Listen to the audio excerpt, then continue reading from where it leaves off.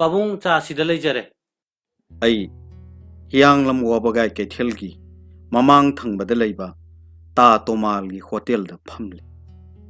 Imanaba amada phone tongnaba number kanna thiri ngaida hotel boy amana aigi table da sa glass ama thamlamlaga hairakhi.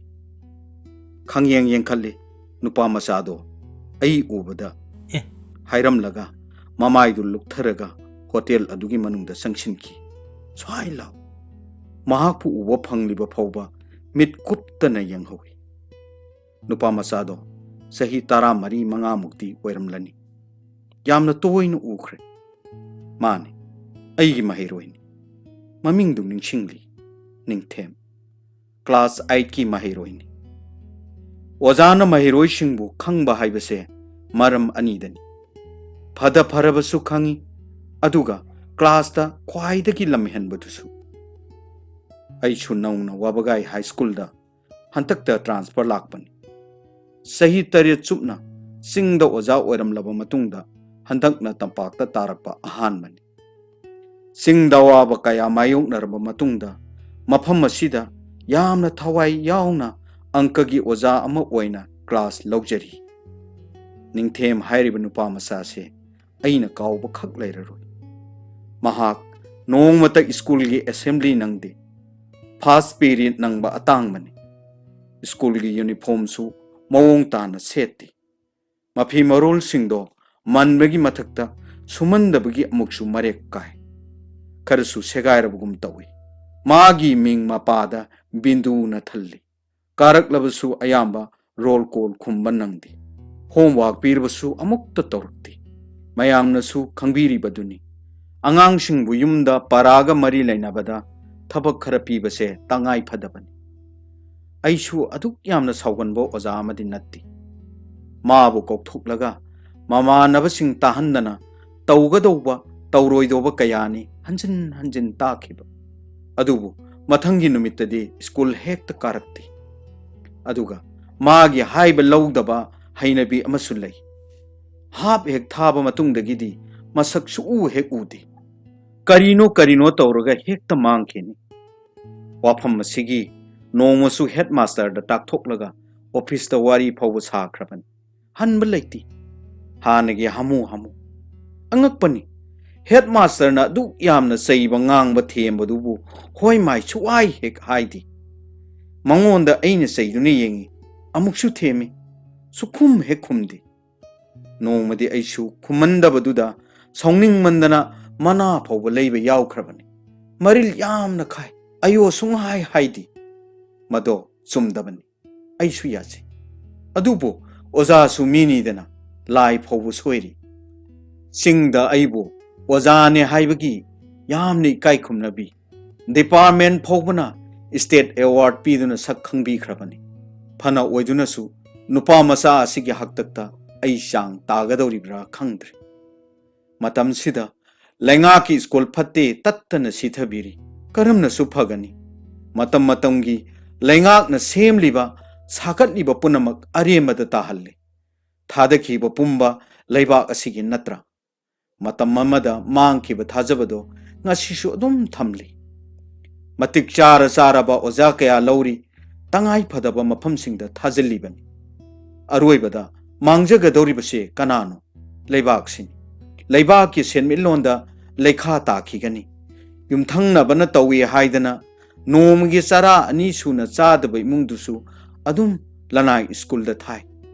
Khudingmak singdugi saruk khachiktang kaithok piraga lenga ki school da thadabibada angang su phagani imung su yai phagani. Wafam asida lanai school bu hunjaba nati angambaduna tawjasunu haijabatani. Waja sa thakpiramli ai khangi. Handakta nauna khangnaba hotel sigi mapu tada tomal na nokladuna aibu yengduna leirami. Hoi tada. Kari awat apa leibiri angang singda hapanjarake. Yare tada. Yenglobada chado tangkhaidagi henna thaklamdri. Un takaisu inglamle. Ai phana kuinadi wakhal amada tauramlaba jane. Ngaiha khallaga tada da hangi. Tada Karino mata hangjageba. Karino, hek takpiyo oza. Nupa macha ama, ngay haki mamangda sa pirambadubu. Ibungoge si ningthembura. Hoi mani. Ay lekai dagi ni ibungo oza. Maray bok onthok na thijaraba angang ni. Mama mapasu sahi ani shure laikhidaba. Magi haibabu masal nupi sahi nipal muki angang amatangdi lairi. Makhoigi mari mataga amattasu laitrabra. Hoi bungo kana su laitre. Makhoi se atopa lam amadagi wabagai sida honglakpa oina tawdana thoidokpa nakshinnaba amatta laitre. Machin mokpa ani sida ngaijare. Makhoidi karamna hingliba. Isha sida haipong khangdana wabugum phaurai. Machin mokpa anigi ingkhol machet amaga yum macha amatangdi lairi. Ningthemna asang matamda migi thaba ingkhang sururaga phangjarakpa kharaduna machin mokpa hingnabu hotnajabani. Onthok nagyang haidraba matawnida wazaibungo. Aina lemnadi pangma ngamjadi. Tangai phadaba singdo aina khara menkhatli. Adudi makhoi larik laisudi tamdre. Asengbado khangningbadagi hangi. Tambabudi tammi haiba tai. Angang singchina larikti yamna tamjaningi. Mataw sida nungai mandaduna oza khoigi wabagai high school da ningthemgi mamingdi sanchinbiri. Aduga nupi machaduna wabagai primary da tamli. Hoi aisu singnaduna tada da hangjabani. Tamhallibadumak yamna phaitada. Kaya maong maril tana tamjabu phangjabu budi natteda waza. Mana school satringai ayuk kaithel kanaringai matamda aigi iteng panglamlaga yumda sagi sing hotnaribani. Madudagi machin mokpa animak school da amuk kanaba hotnajariba. Tada nupi masadudi class kya tamli. Magi do class 3 tamba oira male. Masal nupi dubu school lagi laubiraga amuk aigi sida pung ama makhai aduwai da yorak libani oza. Ahallugi wari singdo tarubadagi ai isa se haipang khangdana wabugum tawraki. Ahalduda ataba seldo pithok lamlaga yumda halai. Aigi mahusha nataba itawdugi maram nupi na hangi. Adubu thoidokpa maram amadi laitabnina kaishu tawde habidagi hena paukhum pirudre. Ngasi nini humni sure ningthem school karaktaba. Khangdi isa sida karino ama iwata watpugum tawi. Laitapam khangdaba ama nongmagi hengalai. Hapta ama sujinkre man school karakhidaba. Sai tomta khanjare. Hotel da aiga thengnakibaduda ikaibadagi tawkhraba jala. Achauba aranba ama tawkhrabagum khandaba ngamlaktri. Aina maram oiraga angang amagi punsi mangkiba haibasibu sumbra. Wakal jat khalai. Ai yum panba sahi mapal sure angang leitri. Aisu aigi nupisu mama mapa amagi magun chendabadi natte. Yum palapagi anisuba sahi duda mahak mirolki. Imungi miyoi punamakna haraunaki. Mapung oina aigi nupi latana kayada harausaki. Mahagna ahing khuding makut thek tuna kayang wali khana phijigi manidugi manglan mangjaki. Ai matamaduda singda Kamjong High School da leiri. School dagi halakpa lambida lata yungi thak tagi onthabgi pau piraki. Hainingai leitana waki. Hospital yobadadi mahaki operation loiramlei. Mahakna wakal tarakpa matamda aibu kolaga yamna kapsaki. Karigi sukaploi. Ma aigi manglando kaikre. Adugi sumatakta mahak amuk hana mama ama oiba ngamlaroi haina doctor na hai. Ai mabu themba yaba themjinki. Wai haiduna su hingdabadi yadi. Amuk singda chatki. Imungi ahal singna yum amuk pananaba kanna hai. Aina khak tadi. Latana su ahal singi ningba thunghaningi. Adubo aiga lataga khachik phobo lapthokna ningdi. Numidang chak toklaga phamungda changi. Aidi nakanda tumlibi maabu ningsingdaba makai wakhal amada taujari. Aigi taududa maa hinadraba male. Aingonda nungaitabado lina naba takshilai. Maagi mataududa nungaitradana wari pumba tahanki. Aduda sunatana khalli wari du suli thoki. Wari du taabada mahak yamna kapki. Aduga aigi apamba duda mahak nabu hena haraujaki.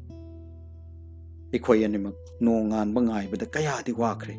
Adubu lemhoriba ahing mate kharadudi mapu mana macha oiba ikhoi se warani khallamale sumbiri.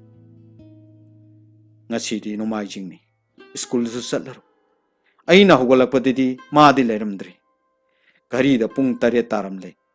Thengna tumbaduda yahu thengkhramale. Ai iru maithaja thoe. Maadi ngasaina loshalaga sak thangalamle. Ayubada mana noglei. Ngasidi ma yamna harawnoi.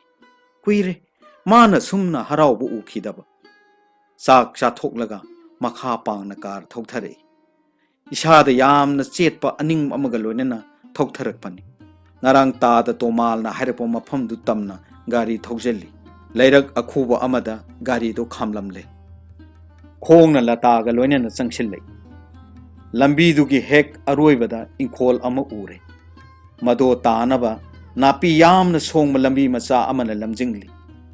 Mangda sumang macha ama leire. Madusu ayamba saruk napi na kupsilli. Hek maningda apikpa saruno kupayum ama lei. Maning lomdagi maikhuwang na kakhalei. Yumthaktugi ayamba saruk kinthaba haure. Machi da awang manapi singshu hauri. Mangolgi phalangdusu machi da phanayam na ningkhaire. Mangol amasung Eina Khado matam sang na wai taibidrabagi nong na phana phajana sathokle.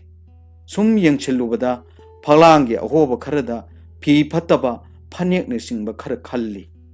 Mangol dugi machi oina angang nupi masa ama maning olaga marbol sanari. Aikhoi gi samen phangbada nupi masado leithorei. Mahak aikhoi ubada taraurabi mamito kuptama makhai ngakna yengli. Nupi masado yamna nungsi. Masamdo lengpak yongna zom yanthari. Mamaido isham chami mayangdi khara kangle. Ye thangba makhajaida laikhong khara tai. Sanabaduda taiba oigani. Madunasu amukke hena nungsiba hengalhalli.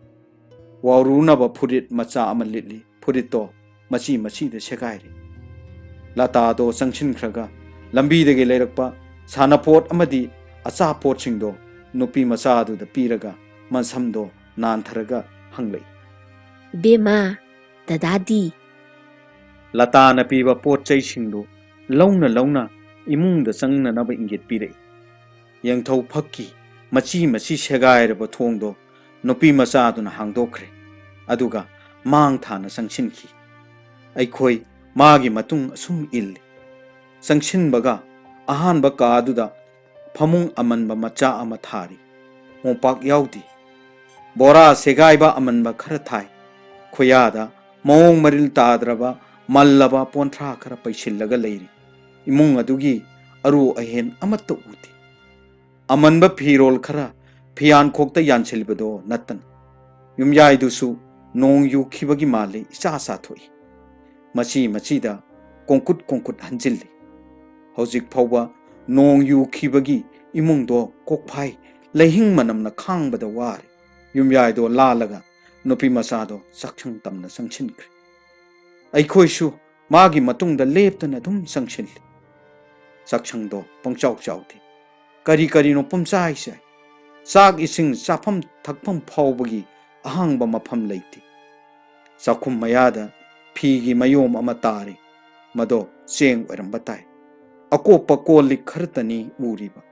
Ningthem yosabi mathakta mubadagi muraba kalina thagatlaba chafu ama thangatlaga machina cha uyadraba singduda kanna chakna nabu kamli.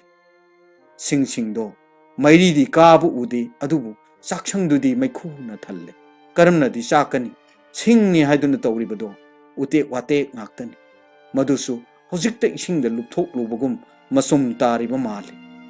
ꯆꯥꯛꯁꯪꯒꯤ ꯌꯨꯝꯊꯛꯇꯣ ꯑꯌꯥꯝꯕꯅ ꯍꯣꯔꯦ ꯃꯊꯛꯇ ꯃꯩꯈꯨꯁꯤꯡ ꯋꯥꯡꯅ ꯀꯥꯈꯠꯈ꯭ꯔꯦ ꯗꯗꯥ ꯃꯤ ꯂꯥꯛꯑꯦ ꯅꯨꯄꯤ ꯃꯆꯥꯗꯨꯅ ꯃꯕꯨꯡꯗ ꯑꯩꯈꯣꯏ ꯂꯥꯛꯏ ꯇꯥꯏ ꯀꯅꯥ ꯃꯩ ꯀꯥꯝꯕꯗꯣ ꯇꯣꯛꯂꯒ ꯃꯃꯥꯏꯗꯨ ꯌꯦꯡꯈꯠꯂꯛꯏ ꯊꯥꯖꯗꯅ ꯑꯩꯅ ꯂꯦꯞꯂꯒ ꯂꯩꯔꯝꯕꯗꯨꯗ ꯏꯉꯛ ꯉꯛꯅ ꯌꯦꯡꯗꯨꯅ ꯂꯩꯈ꯭ꯔꯦ ꯃꯥꯒꯤ ꯃꯃꯥꯏꯗꯣ ꯉꯥꯡꯁꯪ ꯉꯥꯡꯉꯤ ꯑꯗꯨꯒ ꯃꯃꯤꯠꯇꯨꯁꯨ ꯃꯄꯤꯅ ꯄꯨꯡꯊꯟ ꯊꯜꯂꯤ ꯃꯆꯤꯟ ꯑꯃꯁꯨꯡ ꯃꯈꯨꯠꯇ ꯍꯥꯃꯨꯛꯁꯨ ꯇꯩ ꯑꯣꯖꯥ ꯂꯥꯛꯄꯤꯔꯤ ꯋꯥꯐꯝꯁꯦ ꯍꯥꯏꯔꯝꯂꯒ ꯉꯥꯡꯂꯝꯕ ꯃꯃꯥꯏꯗꯣ ꯃꯛꯁꯤꯟꯅ ꯑꯃꯨꯛ ꯅꯣꯟꯊꯈ꯭ꯔꯦ ꯍꯣꯏ ꯑꯩ ꯂꯥꯛꯂꯤ ꯃꯍꯥꯛ ꯀꯔꯤ ꯍꯥꯏꯒꯗꯧꯕꯅꯣ ꯈꯪꯈꯤꯗ꯭ꯔꯦ ꯄꯤꯛꯂꯤꯕ ꯑꯉꯥꯡꯃꯛꯁꯨ ꯅꯠꯇꯕꯅꯤꯅ ꯏꯀꯥꯏꯈ꯭ꯔꯦ ꯌꯨꯝꯗ ꯂꯥꯛꯄ ꯃꯤꯒꯤ ꯁꯦꯕꯥ ꯇꯧꯅꯕ ꯏꯃꯨꯡꯗ ꯃꯆꯥꯛ ꯑꯃꯠꯇ ꯂꯩꯇꯦ ꯃꯗꯨꯗꯤ ꯂꯥꯏꯔꯗꯅ ꯐꯝꯍꯟꯅꯕ ꯐꯤꯗꯥ ꯐꯥꯎꯕ ꯊꯥꯅꯕ ꯂꯩꯇꯕꯒꯤ ꯏꯀꯥꯏꯕꯗꯨꯅ ꯃꯈꯣꯡꯗꯣ ꯂꯩꯃꯥꯏꯗ ꯅꯞꯁꯤꯟꯈ꯭ꯔꯕꯒꯨꯝ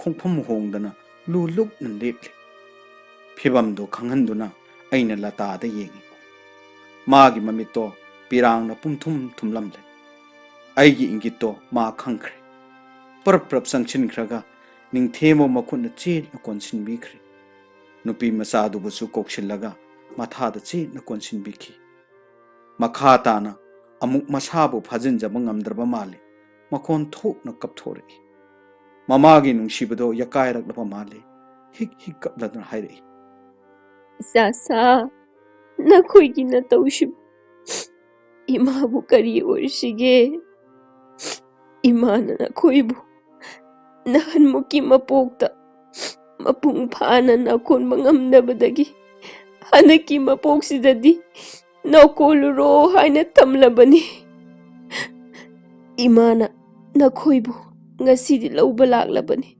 ꯆꯠꯂꯁꯤ ꯏꯃꯥꯒ ꯃꯈꯣꯏ ꯑꯅꯤꯃꯛ ꯏꯉꯛ ꯉꯛꯅ ꯂꯇꯥꯗ ꯌꯦꯡꯖꯔꯤ ꯃꯃꯤꯠꯁꯤꯡꯗꯨꯗ ꯄꯤꯔꯥꯡꯒꯤ ꯏꯔꯥ ꯆꯦꯜꯂꯛꯂꯤ ꯃꯇꯧꯗꯨ ꯎꯕꯗ ꯑꯩꯒꯤ ꯊꯃꯣꯏꯁꯤ ꯀꯥꯏꯈ꯭ꯔꯦ ꯆꯪꯁꯤꯜꯂꯒ ꯅꯤꯡꯊꯦꯝꯒꯤ ꯃꯀꯣꯛꯇ ꯅꯥꯟꯊꯕꯤꯔꯨꯏ ꯆꯤꯟꯗꯒꯤ ꯍꯥꯏꯗꯣꯛꯈꯤ ꯆꯥꯁꯥ ꯑꯩꯅ ꯈꯔ ꯊꯦꯡꯈ꯭ꯔꯕ ꯃꯥꯜꯂꯤ